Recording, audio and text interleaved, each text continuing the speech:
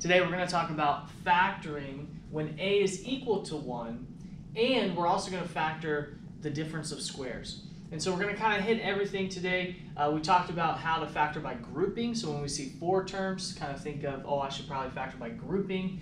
If you see 3 terms, then you should think, okay, a is probably equal to 1 or a is greater than 1. You kind of want to do the traditional factoring method. If we see 2 terms, we want to think of difference of squares. So let's take a look. So for number 1 here, your first step really with factoring anything is try to figure out if you have a greatest common factor.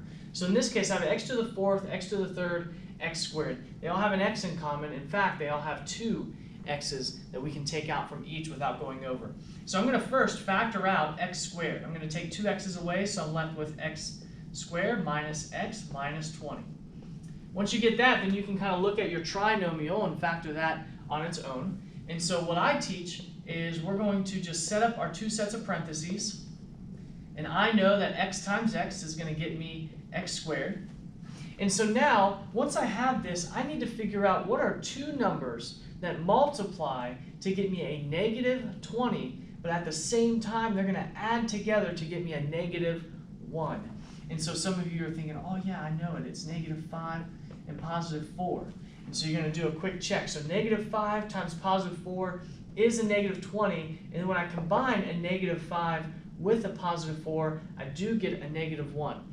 Now, it does not matter the order in which you put these in. So for example, if you did x plus 4 here and then x minus 5 here, that's correct as well. And that is our answer. We are done. So this is it. Now, if we were to find our zeros or our roots, we're not going to do that every time, but I'll just do that quickly with this problem. X squared. This is called a double root. I'm going to set x squared. I'm going to set that equal to 0. And this is a double root because when I take the square root of both sides, I get x equals plus or minus 0, but that doesn't really make sense. So x equals 0, and that is called a double root. What that means graphically, it means that we're going to bounce off the x-axis. So it's kind of like if a parabola has a double root, it's going to bounce off the x-axis, but in this case, it's going to do that at 0.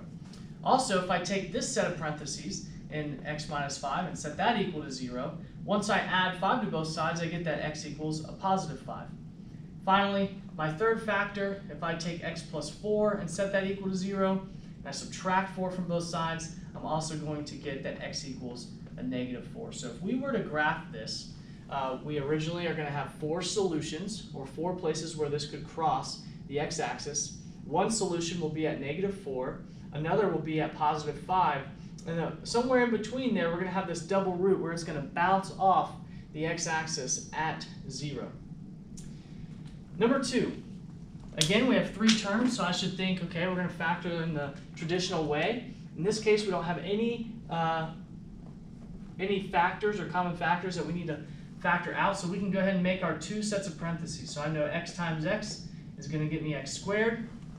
And now, again, I need 2 numbers that multiply to a positive 10, that at the same time are going to add to a negative. How can I take 2 positive numbers and add them together to a negative? Well, I can't. So we need to remember that a negative times a negative is positive. And then 2 negatives added together are going to always give me a negative number.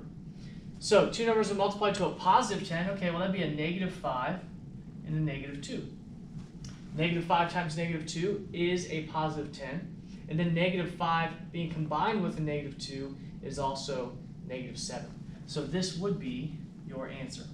And some of you can kind of look ahead and go, oh, okay, if I take this instead of equal to 0, oh, x is going to be equal to 5 here. Oh, x is going to be equal to 2 here. Meaning if I graphed this parabola, it's going to cross the x-axis at 2 and 5, and you'd be right.